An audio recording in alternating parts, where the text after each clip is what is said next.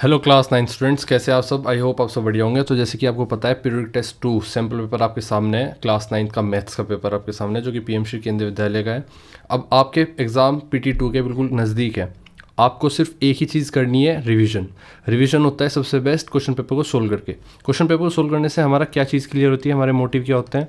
Basically हमारा revision अच्छा होता है, हमारे कॉन्सेप्ट्स क्लियर होते हैं, क्योंकि ये सबसे मोस्ट इंपॉर्टेंट कॉन्सेप्ट्स होते हैं जो पेपर में आ रहे हैं, और हमारी अप्रोच क्लियर होती है पेपर को सोल्व करने की।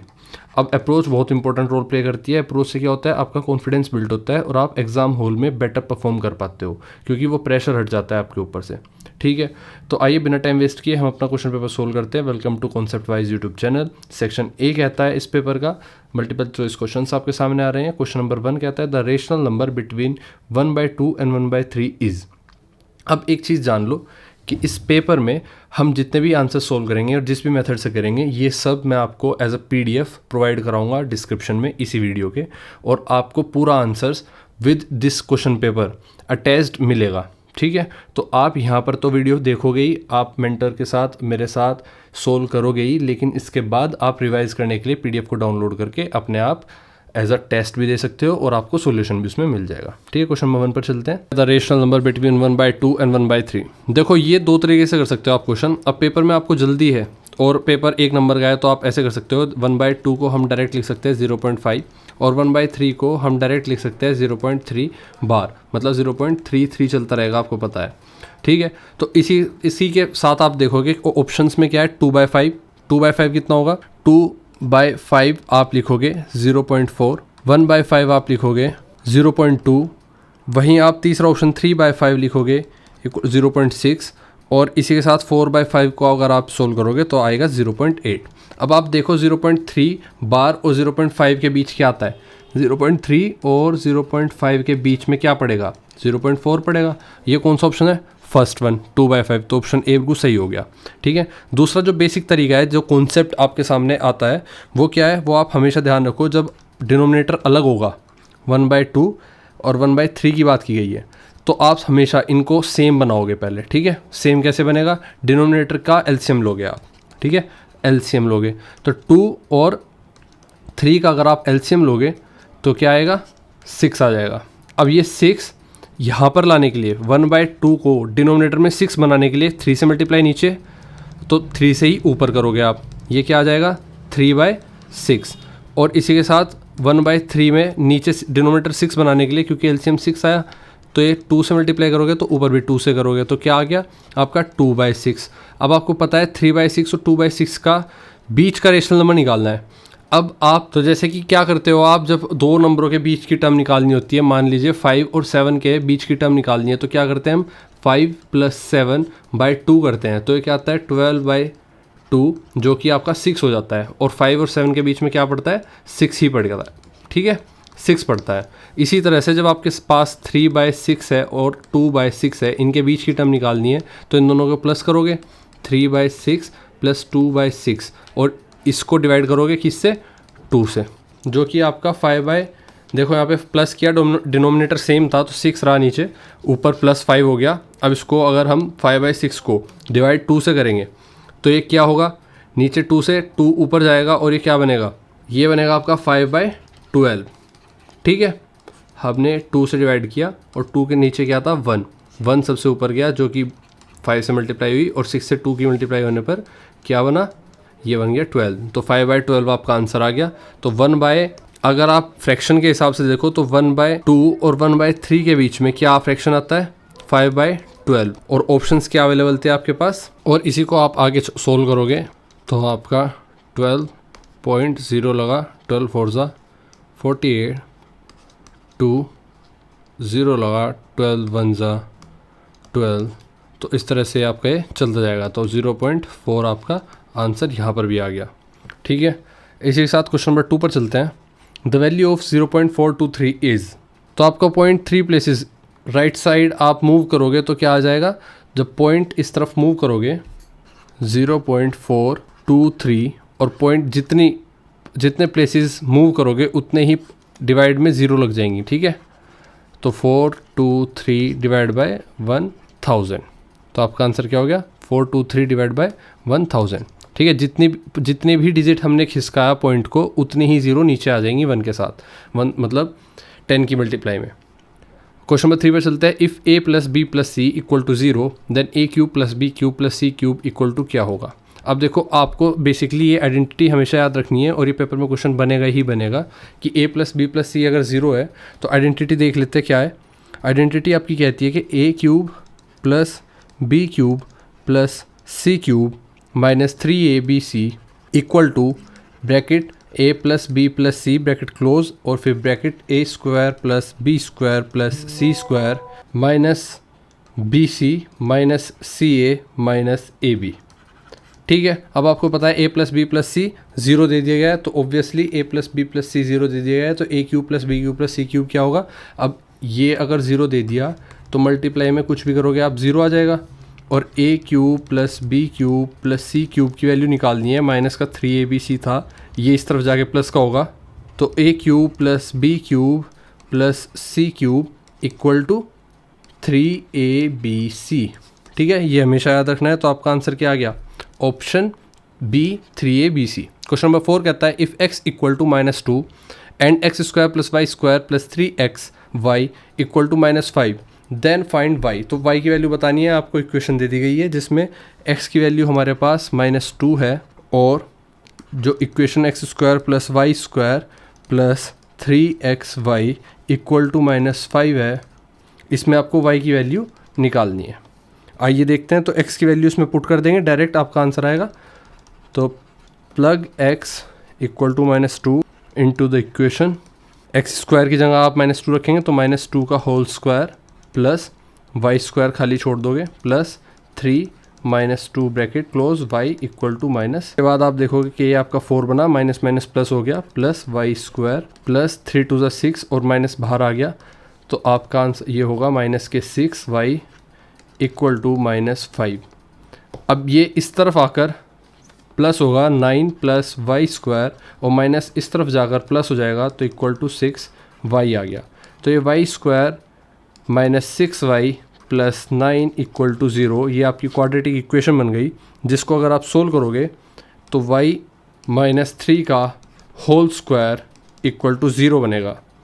और अगर ये y -3 इक्वल टू 0 होगा तो स्क्वायर जब इस तरफ जाएगा तो 0 का स्क्वायर रूट होगा तो 0 ही हो जाएगा। तो y -3 इक्वल टू 0 है अगर, तो y कितना होगा, इक्वल टू 3। तो y की वैल्यू आपकी आ गई 3। ऑप्शन कौन सा है, ऑप्शन आपका बी होगा, बिल्कुल सही 3।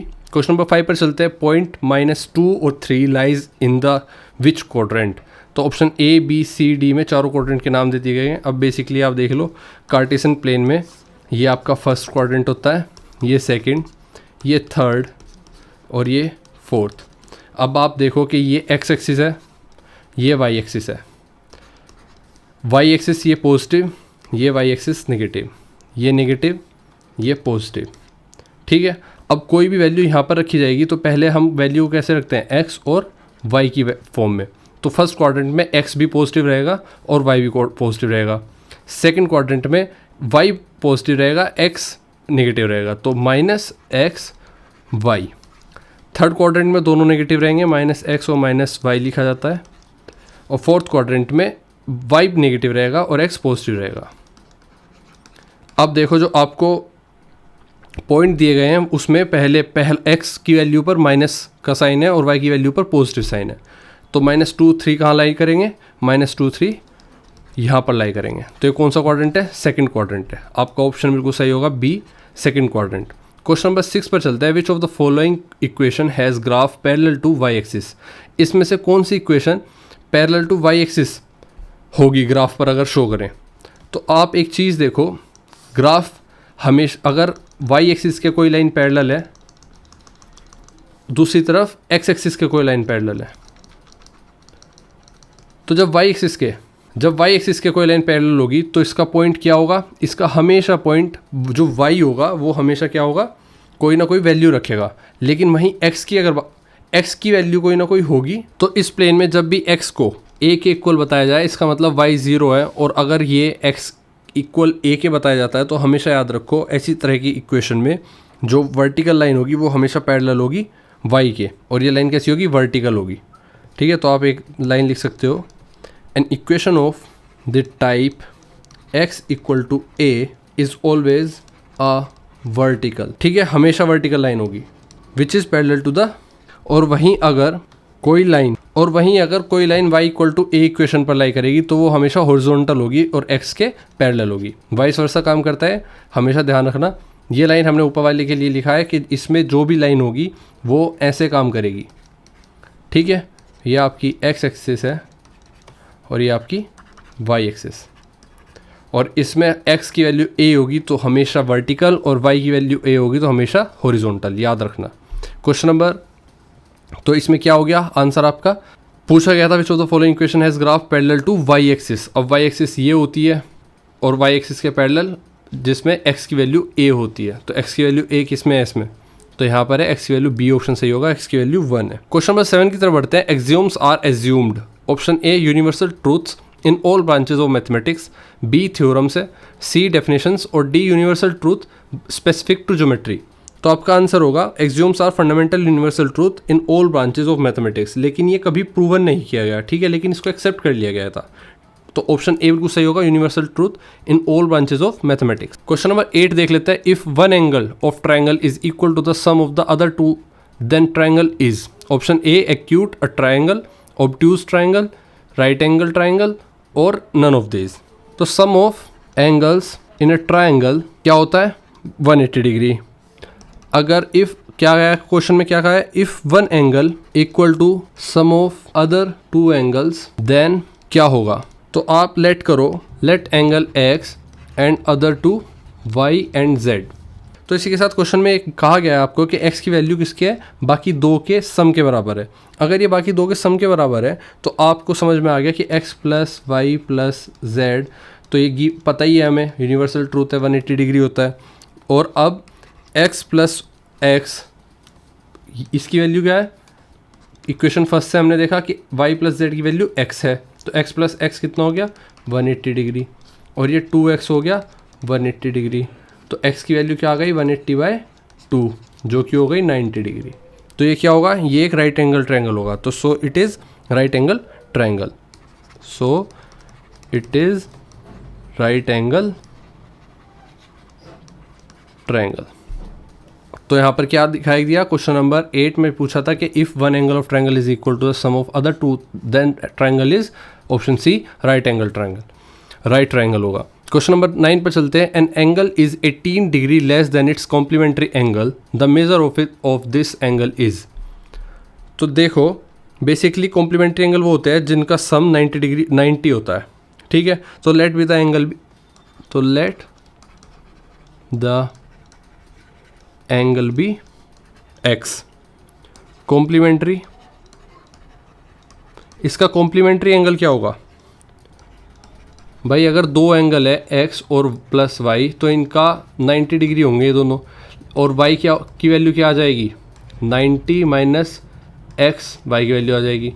अब तो ये 90 माइनस एक्स ही तो पूछा है कि कॉम्प्लीमेंट्री एंगल क्या होगा, ये होगा 90 माइनस एक्स, ठीक है, हमारे पास दोनों एंगल आ गए।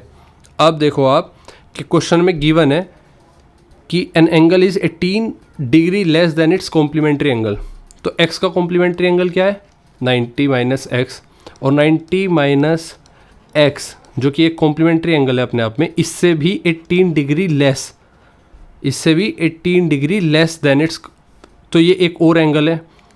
तो इस एंगल को बताना है कितना होगा, एक एंगल जो कि अपने कॉम्प्लीमेंट्री एंगल से भी, तो एक एंगल अपने कॉम्प्लीमेंट्री एंगल से भी 18 डिग्री कम है, तो वो कितना होगा आइए देखते हैं। और ये कौन सा एंगल था, x, तो 90 minus X minus 18 equal to X, और ये क्या होगा 90 माइनस 18 इक्वल टू 2x, और ये 72 equal to x divide by 2 हो गया यहाँ पे 72/2, तो x की वैल्यू आ गई 36, ठीक है, 36 डिग्री। ये आपने यहाँ पे क्लियर किया, ऑप्शन ए बिल्कुल सही होगा। क्वेश्चन नंबर 10 पर चलते हैं। If two sides of a triangle are unequal then opposite angle of larger side is.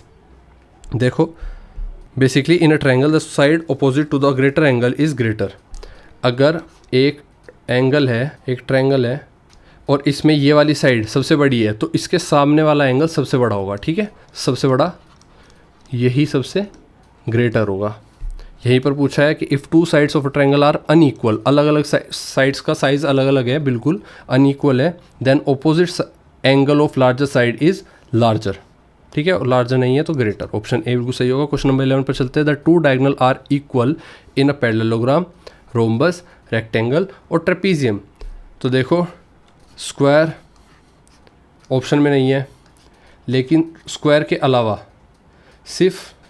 अलावा सिर्फ रोम्बस की चारों साइड्स इक्वल होती हैं, और रोम्बस के ही लेकिन इसके डायगोनल भी इक्वल नहीं होते, ठीक है।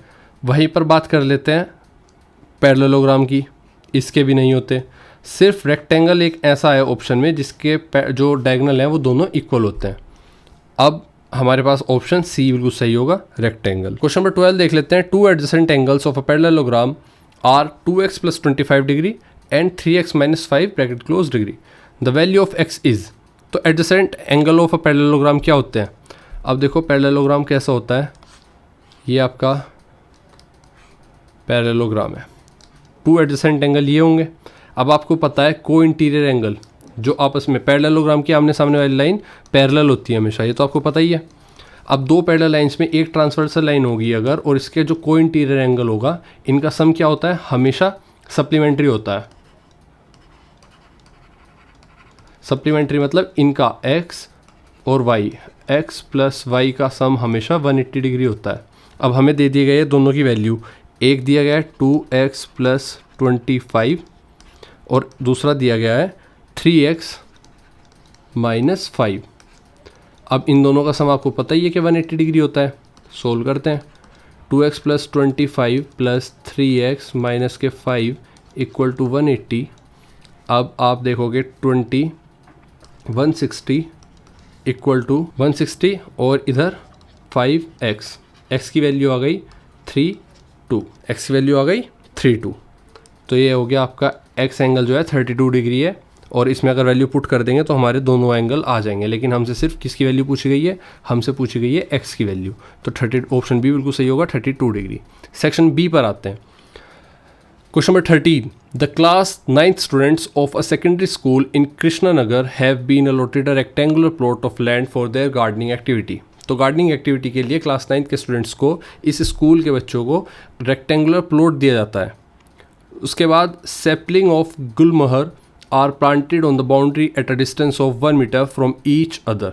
तो हर एक मीटर दूरी पर, बाउंड्री पर इसके गुलमोहर का पेड़ लगाने के लिए दिया जाता है, हर 1 मीटर की दूरी पर। There is a lawn PQRS in the ground as shown in the figure. तो आपको ये फिगर दिख रही है, इसमें PQRS जो ये बीच का ग्रीन पार्क है, ये आपका लोन है। इसके बिहाफ पर क्वेश्चन सोल्व करने हैं। तो क्वेश्चन ए कहता है what are the coordinates of C taking A as origin. अगर ए को एज अ ओरिजिन लें, कार्टेशियन प्लेन की ए को, ये ए को मान ले हम ओरिजिन, तो ये पॉइंट आपके सामने है, और हमसे पूछे हैं सी के कोऑर्डिनेट्स। सी कहाँ पर है? ये आपका यहाँ पर सी है, ये सी है, ठीक है। अब सी के कोऑर्डिनेट्स कैसे देखेंगे? देखो 1 2 3 4 5 6 7 8 9 10। तो x की वैल्यू पहले लिखी जाएगी 10, और y 1 2 3 4 5 6, 10 और 6। तो आपका ऑप्शन बिल्कुल सही होगा, फोर्थ ऑप्शन सी, 10 और 6। क्वेश्चन नंबर बी पर चलते हैं। What are the coordinates of R taking A as origin. Same इसी तरह से आर के आपको कोऑर्डिनेट्स बताने हैं। आर ये रहा, इसमें भी आप पहले एक्स को काउंट करोगे। एक्स में यहाँ पर 5 है, और 5 के बिल्कुल सीधे ऊपर आर है, तो ये 1 2 3। इसको आप ऐसे मान लो कि ये एक ग्राफ है, ठीक है, ऐसे। अब आप देखो ये पॉइंट कहाँ पर पड़ रहा है, तो x का 1 2 3 4 5th लाइन पर, और y 1 2 3 4 5 6 6th लाइन पर। तो 5 और 6 r के कोऑर्डिनेट क्या होंगे? 5 और 6। आपका ऑप्शन थर्ड बिल्कुल सही होगा। क्वेश्चन नंबर सी पर चलते हैं। Shape of loan is. तो आपको पता है option a rectangle, parallelogram, square, rhombus. आपको साफ दिख रही है क्योंकि आमने सामने वाली लाइंस पैरेलल हैं, ठीक है, दोनों opposite sides are parallel, but और opposite angles are also equal. इस इमेज में आमने सामने की साइड्स इक्वल है, opposite sides are equal, opposite angles are equal, but diagonals are not equal. तो ये क्या होगा, पैरेललोग्राम और रोम्बस में से एक आंसर होगा। अब इनमें से एक चुनना है हमें, कैसे देखेंगे, पहले देखो आप कि इन चारों की साइड्स क्या इक्वल है या अनइक्वल है। तो आइए देखते हैं। तो क्योंकि चारों साइड्स अपने आप, ऑपोजिट साइड्स तो इक्वल हैं ही, अपने आप में भी इक्वल हैं, तो ये क्या कहलाएगा, ये आपका रोम्बस कहलाएगा। अगर ये अपने आप में इक्वल नहीं होती तो ये पैरेललोग्राम होता। ठीक है, आइए ऑप्शन बी बिल्कुल सही, फोर्थ बिल्कुल सही ऑप्शन होगा, थर्ड नहीं होगा। क्वेश्चन नंबर डी कहता है एरिया ऑफ लोन इज। अब एरिया ऑफ लोन का फॉर्मूला क्या होगा, लोन कैसा है, रोम्बस है, और एरिया ऑफ रोम्बस आपको पता है half into D1 into D2, half into D1 into D2 होता है। और D1 D2 क्या है, दोनों डायगोनल्स की लेंथ क्या है, तो यहाँ से यहाँ तक की लेंथ कितनी हो गई, 6 यूनिट्स, और 3 से Q तक की यूनिट हो गई, यहाँ S से Q तक की यूनिट हो गई 10 यूनिट्स, 6 एंड 10। तो हाफ इंटू 6 इंटू 10 कितना हो जाएगा, 5, और ये कितना हो जाएगा आपका 30 स्क्वायर यूनिट्स। आइए क्वेश्चन नंबर 14 पर चलते हैं। In the given below figure answer the following questions. यहाँ पर एक और फिगर आपके सामने गिवन है और इसके बिहाफ पर क्वेश्चंस पूछे गए हैं। तो क्वेश्चन नंबर ए कहता है what is the value of x. अब आपको दिख रहा है यहाँ पर कि ये 2z है, 4y, 60 डिग्री y x। अब आपको पता है कि एंगल AOC इक्वल टू होगा एंगल DOB के। ये क्या है, ये वर्टिकल ओपोजिट एंगल्स हैं। ठीक है, ये भी स्ट्रेट लाइन है, ये भी स्ट्रेट लाइन है, तो ये आपस में दोनों इक्वल होंगे। तो ये वाला एंगल जो x है, x की वैल्यू क्या आ गई, 4y आ गई। ठीक है, सही बात है। फिर दूसरी तरफ 2z की वैल्यू 60 + y हो गई, 2z की वैल्यू। तो यहाँ से हमने क्या सीखा कि y की वैल्यू क्या हो सकती है, 4 इधर x के डिवाइड में चला जाएगा तो क्या हो जाएगा, x/4 आ गई हमारी y की वैल्यू। सेम इसी तरह अब हम क्या देखेंगे कि ये स्ट्रेट लाइन है, ये अपने आप में एक स्ट्रेट लाइन है, तो इधर के सारे एंगल क्या होंगे, लीनियर पेयर बना रहे हैं, तो इनका सम कितना होगा, 180 डिग्री, क्योंकि एक स्ट्रेट लाइन पर एंगल्स बन रहे हैं। तो 4y + 60 + y, तो 4y अगर ये एक इक्वेशन मान ले तो 4y + 60 + y equal to 180 degree. अब y की जगह हम सारी वैल्यू पुट कर देंगे, तो y 4 × 1/4x + 60 degree plus y की जगह 1/4x इक्वल टू 180। 4 से 4 कैंसिल आउट हो गया, x + 60 + 1/4x equal to 180 degree. अब x + 1/4x कितना होगा, 5/4x इक्वल टू 180 में से 60 गया 120। अब ये 5 24 कट जाएगा आपका और 4 की इधर मल्टीप्लाई होगी तो x इक्वल टू कितना आ गया, 96 डिग्री। तो ये आ गई आपकी x की वैल्यू।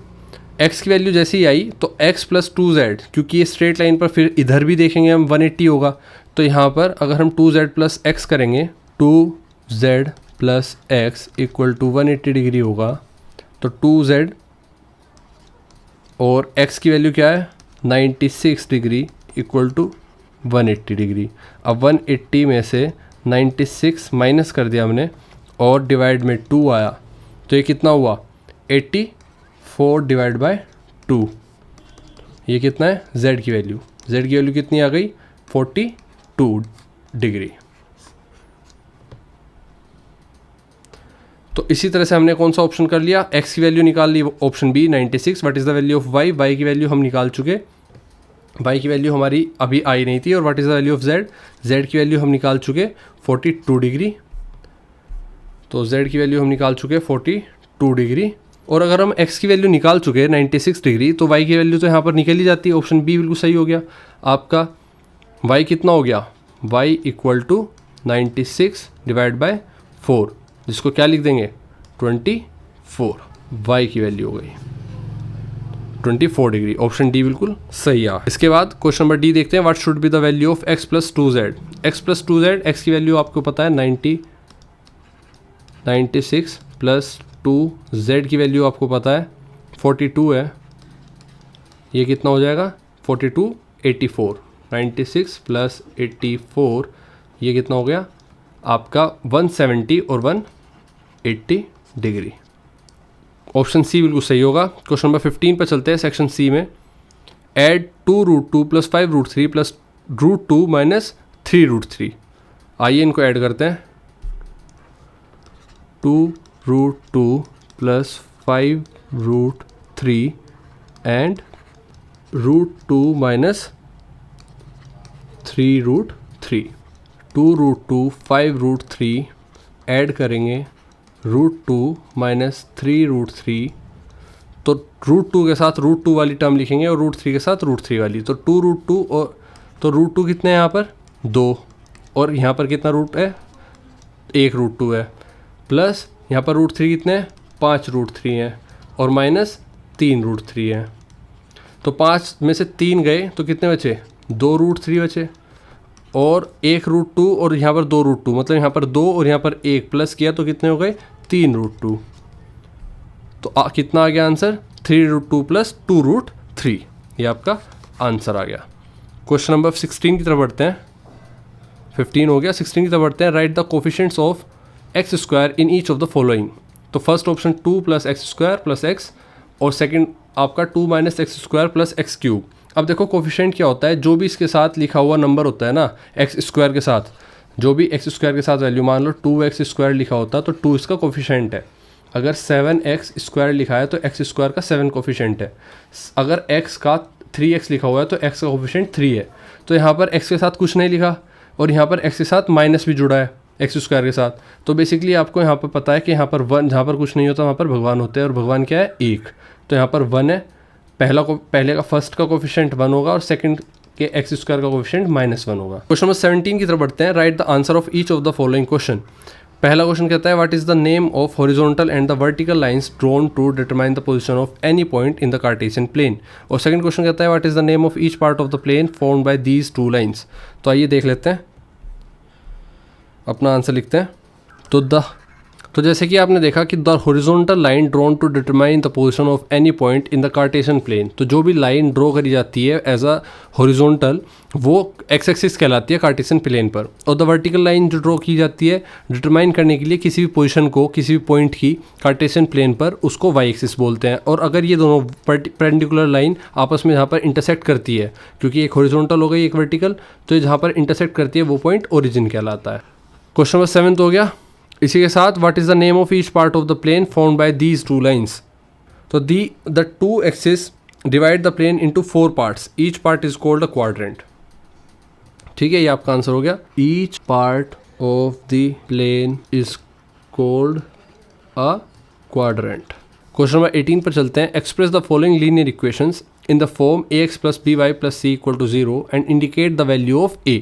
तो आपको ये सारी जो इक्वेशन दी गई हैं, 2 इक्वेशन दी गई हैं, इसको कैसे शो करना है, ax + by + c की फॉर्म में = 0। आइए देख लेते हैं। और इसमें क्या करना है, इंडिकेट करनी है value of a, b and c in each case. तो पहली वैल्यू आपकी इक्वेशन सामने है 2x + 3y = पहली इक्वेशन आपके सामने है 2x + 3y = 9.35। ठीक है, इसी के साथ आप देखोगे कि जो 2x + 3y आपका 9.35 इसी तरफ आ जाएगा, क्योंकि हमें गिवन फॉर्म में लिखना है। a कितना आया, x का कोफिशिएंट 2, y का कोफिशिएंट b कितना आया 3, और c कितना हुआ -9.35। ठीक है, इतना क्लियर हुआ। अब a b c हमें मिल गया, और हमसे कहा गया था कि ax + by + c की फॉर्म में लिखो। तो ax + by + c की फॉर्म में, प्लस कैसे, ax + by + c = 0 की फॉर्म में कैसे लिखा हमने। तो यहाँ पर 2x + 3y + -9.35, समझे, ये -9.35 के साथ ही है। और इसमें से हमने कोफिशिएंट्स की वैल्यू निकाल ली कंपेयर करके। a की वैल्यू 2 हो गई, b की वैल्यू 3 हो गई, और c की वैल्यू डायरेक्ट -9.35। तो आपका ये निकल गया। अब इसी तरह दूसरे ऑप्शन पर चलते हैं, जिसमें हमें इक्वेशन गिवन है x - y/5 प्लस ये भी माइनस का 10। ये थोड़ा आपको समझ में नहीं आएगा इस तरह से, x - y बाई 5 माइनस के 10 इक्वल टू 0। अब आप देखो यहाँ पर x का कोफिशिएंट 1, y का कोफिशिएंट -1/5। कैसे लिखा है? x -1/5, अगर ये प्लस कर दो और ये अंदर माइनस कर दो, y प्लस माइनस के 10, तो ये आपका a, x में कुछ नहीं है तो a क्या होगा? 1 होगा, क्योंकि जहाँ कोई नहीं होता वहाँ एक होता है, भगवान होता है, और भगवान एक है। यहाँ पर bx प्लस by की जगह b की वैल्यू क्या आ गई? -1/5, और यहाँ पर प्लस c की वैल्यू डायरेक्ट क्या आ गई? -10। तो हमने इसको लिख लिया इस फॉर्म में भी, और हमारा आंसर भी आ गया। x -1/5 y माइनस के 10 इक्वल टू 0। क्वेश्चन नंबर 19 पर चलते हैं। If a point C lies between 2 points A and B such that AC equal to BC, then prove that AC equal to half of AB, explain by drawing the figure. तो आइए question को solve करते हैं। According to Euclid's axiom we know that when equal are added to equals the wholes are equal. आपको पता है जब कोई बराबर चीज़ है और उनमें बराबर चीज़ जोड़ी जाती है तो उनका जो आउटकम आता है वो भी बराबर ही आता है। ठीक है, ये एक्सियोम्स आपकी यूक्लिड्स एक्सियोम है।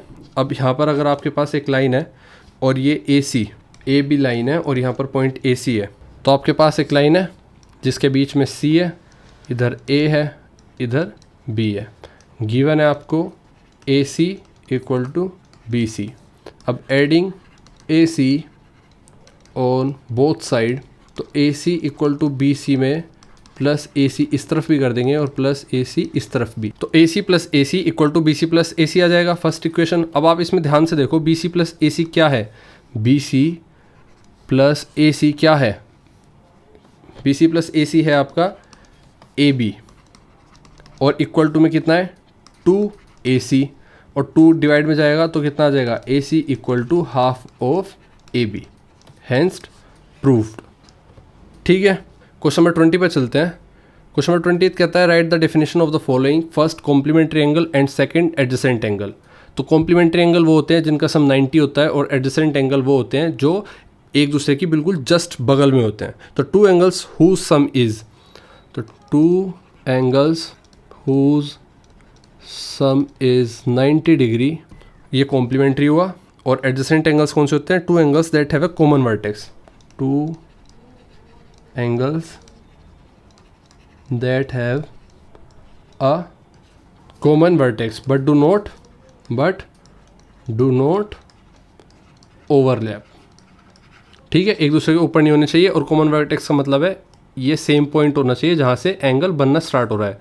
तो ये दोनों एंगल क्या हो गए? ये एडजेसेंट एंगल्स हो गए। क्वेश्चन नंबर 21 देखते हैं। In triangle ABC if AB equal to BC, triangle ABC के अंदर AB इक्वल टू BC है, ये लाइन इसके इक्वल है, और angle B equal to 70 degree है, तो एंगल A क्या होगा? ये पूछा गया क्वेश्चन में। एंगल A विल बी, तो आपको पता है कि ये दो लाइंस आपस में बराबर है, तो इसके आमने सामने वाले एंगल्स भी बिल्कुल इक्वल होंगे। ठीक है, बराबर होंगे, तो ये दोनों एंगल भी बराबर है। अब इस टोटल अगर ये x मान लेते हैं और ये भी x होगा, क्योंकि ये आमने सामने वाली लाइन, इसके सामने ये वाला एंगल है, इसके सामने वाला एंगल है, और क्योंकि sides are equal then angles are also equal. तो आप देखोगे कि x plus 70 degree equal to 180 होगा, और 2x plus 7 degree equal to 180, और 2x equal to 180 minus 70, 110 divide by 2, x की वैल्यू आ गई आपकी 55 degree.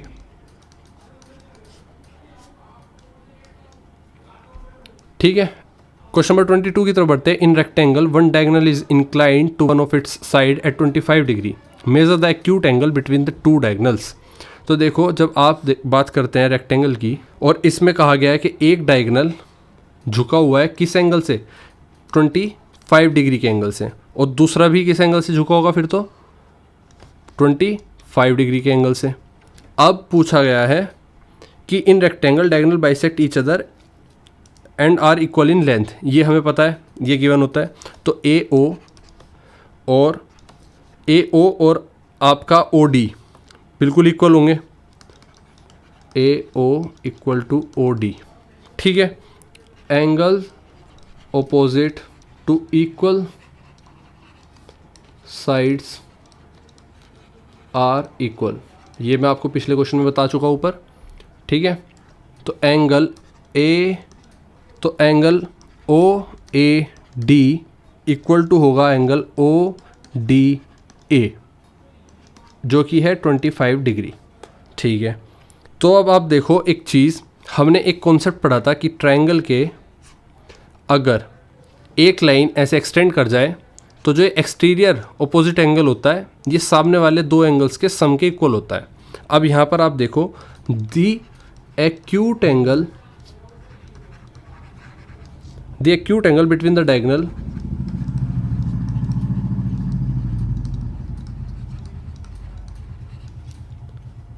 Is angle A O B, इसको निकालने की बात की गई है, ठीक है। Which is exterior angle for the triangle A O D. इतना हमने देखा कि ए ओ डी के लिए ये एक एक्सटीरियर एंगल है। अब angle A O D equal to होगा angle O A D plus angle O D A, ये वाला कॉन्सेप्ट, ठीक है। तो बाकी इस एंगल को निकालने के लिए हम इन दोनों एंगल को प्लस कर देंगे, इसको और इसको। एंगल ए ओ डी कितना आ जाएगा 25 degree plus 25 degree, angle A O D equal to 50 degree. Next question तरफ बढ़ते हैं, ये आपका क्वेश्चन हो गया।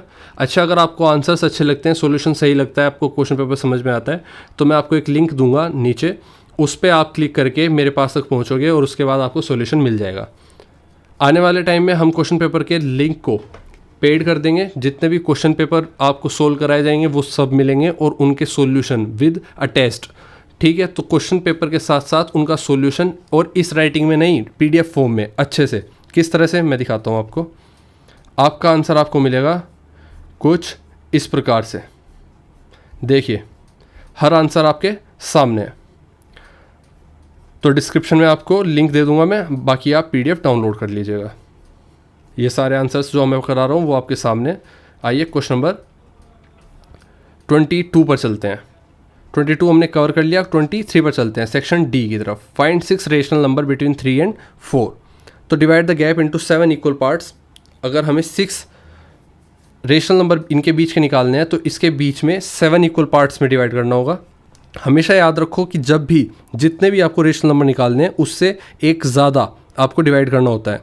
तो divide the gap 7 equal parts. तो डिफरेंस इज 3 से 4 के बीच का डिफरेंस कितना है 1।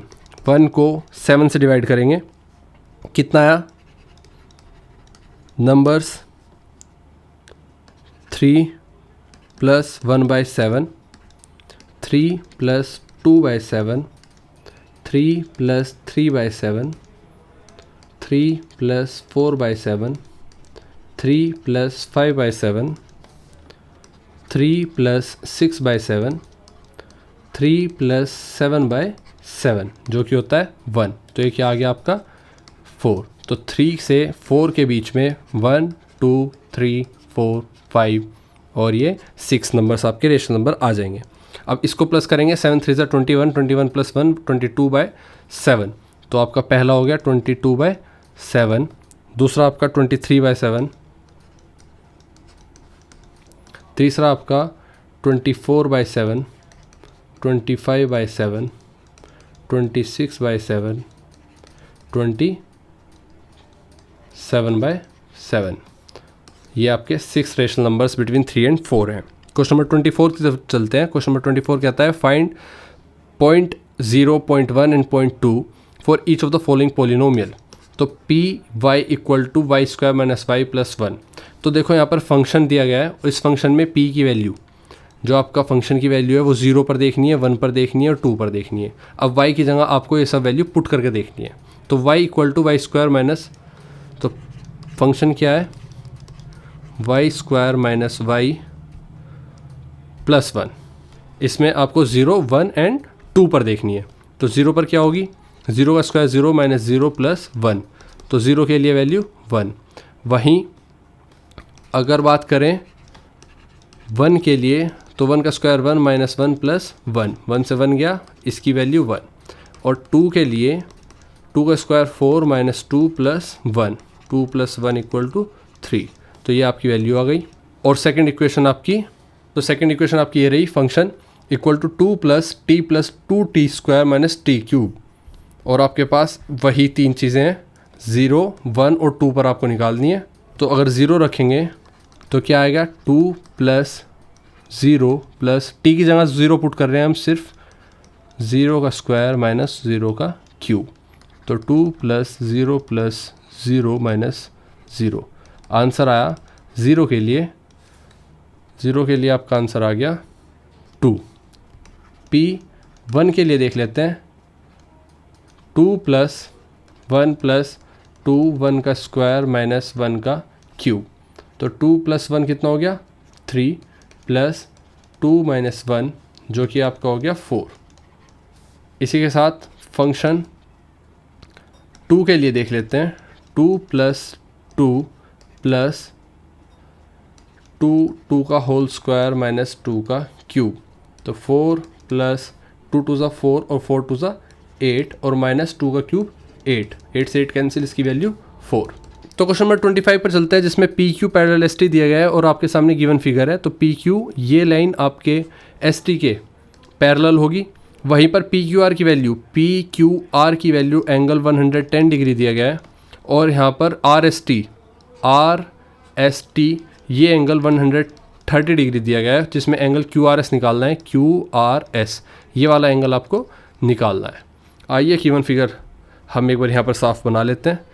एक प्लेन, ठीक है, जिसमें एक लाइन ये। तो हमारे पास गिवन फिगर कैसी है, तो आपके सामने ये गिवन फिगर है जिसमें आपको कहा गया है कि जो P से Q तक लाइन है और S से T तक है, ये दोनों आपस में पैरेलल है। अब आप ध्यान से देखो कि हमारे पास ये एंगल 110 डिग्री है और ये एंगल 130 डिग्री गिवन है। अब हमें सबसे पहले क्या करना होगा इस तरह के क्वेश्चन में, क्योंकि हमें एंगल QRS निकालना है, ये वाला एंगल निकालना है, तो हमको क्या करना होगा, अपना ये वाला एंगल और ये वाला एंगल निकालना होगा। अब इसके लिए हमें एक लाइन ड्रॉ करनी होगी जो कि PQ और ST के पैरेलल होगी, ठीक है। और अब हम देखेंगे कि SR और इसको मान लेंगे हम X और Y। तो अब इसके बाद हम देखेंगे कि हम ये दोनों एंगल भी मान लेंगे, जिसमें हमारे पास ये एंगल V मान लिया हमने। तो SRY, let angle SRY be V and QRS ये एंगल हमने मान लिया U and QRS equal to U। अब आप एक चीज़ देखो कि यहाँ पर ये को इंटीरियर एंगल बन रहा है पैरेलल लाइन के बीच में और ये लाइन ट्रांसवर्स है, तो इन दोनों का सम कितना होगा, ये दोनों सप्लीमेंट्री हैं। तो V plus angle RST plus V equal to 180 degree हो जाएगा। क्यों? क्योंकि since ST parallel XY and this is co interior angles are supplementary. इसके साथ आप देखो कि आपके जो V की वैल्यू निकल के आएगी वो 180 डिग्री माइनस 130 डिग्री जो कि होता है 50 डिग्री। तो आपकी वैल्यू क्लियर हो गई V की। अब V आपको क्लियर हो गया। अब आप देखो कि जब हमने V निकाल लिया और यहाँ पर हमें 110 गिवन है, तो एक तो तरीका ये है कि हम इधर भी कोई इंटीरियर एंगल लगा लें और फिर तीनों का, इसका और बीच वाले एंगल का U का हम सम निकाल के 180 के इक्वल रख दें। लेकिन एक तरीका ये डायरेक्ट है कि आपको जब ये लाइन दे दी गई यहाँ से लेके और ये दे दिया गया ये वाला एंगल, ये किसके इक्वल होगा, ये इस पूरे एंगल के इक्वल होगा। क्यों? क्योंकि एंगल पी क्यू आर किसके इक्वल बता रहा हूँ मैं? एंगल क्यू आर वाई, क्योंकि ये अल्टरनेट इंटीरियर एंगल्स हैं। और अल्टरनेट इंटीरियर एंगल क्योंकि ये दोनों पैरेलल लाइंस हैं, और पैरेलल में अगर एक ट्रांसवर्सल लाइन कर दो तो alternate angles are also equal. तो अब हम देखेंगे कि angle P Q R equal to angle Q R Y. ये लिखा मैंने पी क्यू आर वाई। इसका आंसर लिखेंगे since P Q parallel X Y and alternate interior angles are equal. ठीक है, तो now angle Q R Y, क्योंकि आपको पता है कि एंगल क्यू आर वाई क्या होगा? वो यू प्लस वाई होगा। क्यू आर वाई कितना होगा? U plus V. और क्यू आर वाई के इक्वल क्या है? एंगल पी क्यू आर, जो कि फिर ये भी इक्वल होगा यू प्लस वी के। और यू प्लस वी किसके इक्वल हो जाएगा? क्योंकि पी क्यू आर की वैल्यू कितनी है? पी क्यू आर की वैल्यू हमें पता है कि 110 डिग्री है। तो u प्लस v की वैल्यू 110 डिग्री हो गई, और हमने अभी v की वैल्यू निकाल ली थी 50 डिग्री। u फ्रॉम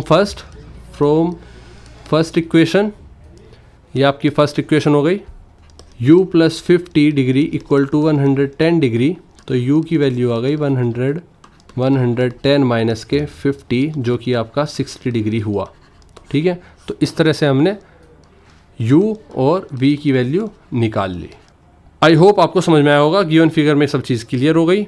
आइए नेक्स्ट क्वेश्चन पर बढ़ते हैं। क्वेश्चन नंबर 26 में कहता है AD and BC are equal. तो AD, अब देखो AD and BC are equal perpendiculars to a line segment, perpendiculars to a line segment. तो एक लाइन सेगमेंट है, इस पर इक्वली परपेंडिकुलर है। ठीक है, इस तरह से परपेंडिकुलर है। और जो लाइन सेगमेंट है ए बी, और ये डी और बी सी की बात की गई थी, ए डी और B C. Show that C D bisects A B, show that D C, ये आपका सी डी बाइसेक्ट कर रहा है, मतलब आधे से, बिल्कुल बीच से गुजर रहा है ए बी के। आइए क्वेश्चन को समझते हैं पहले, फिर क्वेश्चन को करते हैं। हमारे सामने एक फिगर है, तो इसी के साथ पहले हम अपनी फिगर बना लेते हैं। फिगर में कहा गया है कि एक लाइन ए डी है और एक लाइन बी सी है। अब ये दोनों लाइन एक लाइन सेगमेंट ए बी के, ये लाइन सेगमेंट है ए और बी पर परपेंडिकुलर पड़ती है। अब कहा गया है कि जो इनका जोड़ है, मतलब इस लाइन को इस लाइन से जो जोड़ रही है, मतलब ये आपका डी था और ये आपका सी था, मतलब सी डी, ये कहाँ से होके गुजर रहा है? ये सी डी बिल्कुल बीच से होके निकल रहा है। मतलब क्वेश्चन कह रहा है कि ये बाइसेक्ट कर रहा है बीच से, C D bisects A B, इस चीज़ को प्रूव करो। तो ए डी हमारे पास देखा है, जो ए डी है ये परपेंडिकुलर टू बी सी है, B C perpendicular to A B है, B C perpendicular to A B है। ठीक है, तो और A D equal to B C, ये सब क्या है? गिवन है। तो यहाँ पर आप शो करेंगे to prove C D bisects A B, to prove C D bisects A B, पूरा प्रोसेस ये रहा in triangle B O C and triangle A O D. Angle B O C equal to angle A O D हो जाएगा। क्यों? क्योंकि vertically opposite angles हैं। Angle C B O equal हो जाएगा एंगल डी ए ओ के, जो कि 90 डिग्री बोथ हैं, और A D perpendicular to A B है and B C perpendicular to A B है। अब ये चीज़ जो मैंने लिखी है इसको थोड़ा समझ लो, देखो ध्यान से कि यहाँ पर बी ओ सी, बी अगर इसको ओ मान लूँ तो इस वाले ट्रायंगल की बात चल रही है, बी ओ सी और ए ओ डी, ए ओ डी, इन दो ट्रायंगल की बात चल रही है।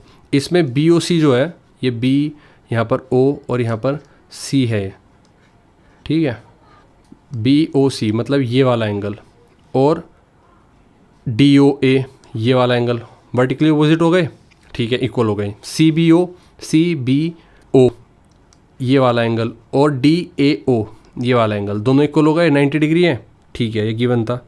इसके साथ therefore triangle B O C is congruent to triangle A O D, क्योंकि लास्ट स्टेप क्या रह गया हमारा, B C equal to A D, B C equal to A D, ये गिवन है। तो हमने एंगल साइड कॉन्ग्रुएंस रूल लगाया, एंगल साइड, ये आपका एंगल हुआ एक, ये आपका एक एंगल हुआ, ठीक है, और ये आपकी साइड हुई। तो एंगल साइड रूल लगाया, कॉन्ग्रुएंस रूल, इससे कॉन्ग्रुएंट प्रूफ हुए। इसके बाद हम चलते हैं कि बी ओ जो है वो किसके इक्वल आ गया, ए ओ के by C P C T, corresponding part of congruent triangle. और बी ओ क्या है, बी यहाँ से ओ और ए यहाँ से ओ, ये दोनों क्या हो गए, इक्वल हो गए by C P C T. तो जब ये दोनों इक्वल हो गए तो इससे क्या शो होता है, thus C D bisects A B and O is the mid point of A B, ठीक है, ये आपका आंसर हो गया, सॉल्यूशन हो गया। अब आप समझ गए होंगे पहले हमने क्या किया, हमने सिर्फ इन दोनों लाइन को, क्योंकि ये मिडिल पॉइंट दिखाना था, इन दोनों लाइन को इक्वल दिखाने के लिए इन दोनों ट्रायंगल को कॉन्ग्रुएंट प्रूव कर दिया। किससे, एक एंगल दो एंगल, एक एंगल दो एंगल, एंगल और साइड रूल से। साइड कौन सी इक्वल थी, ये गिवन थी, दोनों ऊपर और नीचे की साइड, डी और ए, बी और सी, ठीक है। आइए अपने क्वेश्चन की तरफ बढ़ते हैं। Question number 27, show that the diagonals of a rhombus are perpendicular to each other. तो आपको ये प्रूव करना है कि जो आपका रोम्बस होता है उसके जो डायगोनल होते हैं, ये आपका रोम्बस, अब इसके जो डायगोनल हैं ये परपेंडिकुलर होते हैं। अब ए बी सी डी इसकी लेबलिंग कर लेते हैं और इसके बाद हमें क्या प्रूव करना है, to prove A C perpendicular to B D, जिसमें हम क्या करेंगे, A B C D is a rhombus in triangle, पहले ट्रायंगल किसकी बात करेंगे, A O B and C O B की। ए ओ बी ये हमने ओ लिया, तो ए ओ बी और सी ओ बी की, इन दोनों ट्रायंगल की बात कर रहे हैं। A B equal to B C equal to C D और C D equal to D A. Rhombus में हमें पता है कि सारी साइड्स इक्वल होती हैं, O A equal to O C, O B equal to O B, ये तो हमें पता ही है दोनों। अब इन दोनों को कॉन्ग्रुएंट प्रूव करने के लिए हमें पता है कि ये जो लाइन सीधी जा रही है, डायगोनल जा रहा है, ये पैरेललोग्राम में, किसी भी पैरेललोग्राम में, रोम्बस अपने आप में एक पैरेललोग्राम है, तो ये बाइसेक्ट करते हैं एक दूसरे को। अगर ये बाइसेक्ट करते हैं तो डायगोनल्स, आप रीज़न लिख दोगे, diagonals of a parallelogram bisect each other, और ये कॉमन हो गए, और इसके साथ लास्ट में A B equal to C D, A B equal to C B, ये sides are sides of rhombus are always equal, ठीक है। तो इस तरह से क्या देखा हमने कि साइड और साइड के कॉन्ग्रुएंस रूल से हमने ट्रायंगल ए ओ बी को कॉन्ग्रुएंट प्रूफ कर दिया ट्रायंगल सी ओ बी के बाय साइड कॉन्ग्रुएंस रूल। इससे हमें क्या मिला, इससे हमें मिला कि एंगल ए ओ बी, जो आपका एंगल ए ओ बी है, ये किसके इक्वल है, एंगल सी ओ बी के by C B C T, angle C O B by C P C T, corresponding part of congruent triangle. इसी के साथ आगे चलते हैं, angle A O B plus angle C O B equal to होगा 180 degree, क्योंकि एक straight line पर है, लीनियर पेयर है,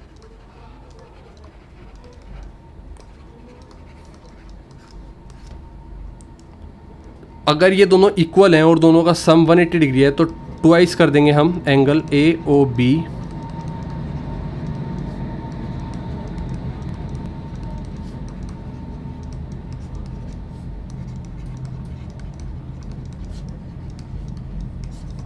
तो एंगल AOB हमने देखा कि 90 डिग्री के इक्वल आ गया, तो एंगल AOB किसके इक्वल था? एंगल COB के।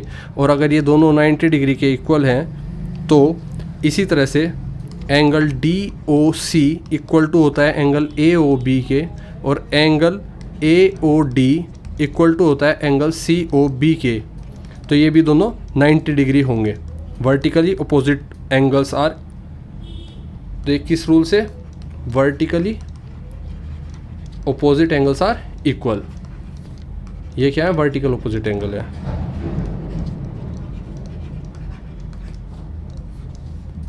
ठीक है, तो आपने देखा कि हमने पहले इन दोनों ट्रायंगल को कॉन्ग्रुएंट प्रूफ किया, फिर इन दोनों पार्ट को, इन दोनों एंगल को बाय CPCT 90 डिग्री प्रूफ किया, और उसके बाद जब ये दोनों इक्वल थे हमने देखा कि इस एंगल के इक्वल होगा ये वाला एंगल, और इस वाले एंगल के इक्वल होगा ये वाला एंगल, क्योंकि opposite angles are equal, vertically opposite angles are equal. तो सारे एंगल्स कितने हो गए? 90 डिग्री। और अगर ये सारे एंगल 90 डिग्री हो गए तो हम क्या लिखेंगे कि AC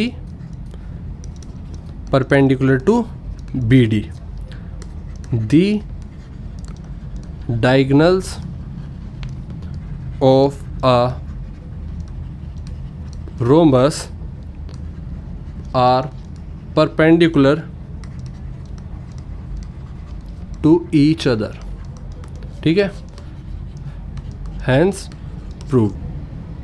तो आई होप आपको सॉल्यूशन सही लगे होंगे। अगर आपको सॉल्यूशन सही लगते हैं तो आपको मैं एक लिंक दे दूंगा डिस्क्रिप्शन में, उससे आपको क्वेश्चन पेपर की PDF with attached solution for this question paper आपको मिलेगा। ठीक है, और वो लिंक टेलीग्राम का भी हो सकता है या किसी डायरेक्ट साइट का भी।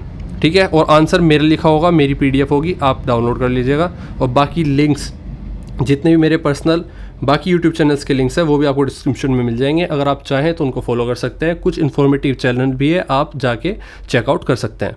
आई होप आपको वीडियो अच्छी लगी होगी। मेक श्योर अपने दोस्तों को ये शेयर कर देना और वीडियो को लाइक और सब्सक्राइब करके जाना। मिलते हैं आपसे आपकी क्लास के नेक्स्ट क्वेश्चन पेपर को सोल्व करते हुए। तब तक के लिए बाय, और तैयारी अच्छे से करते रहो।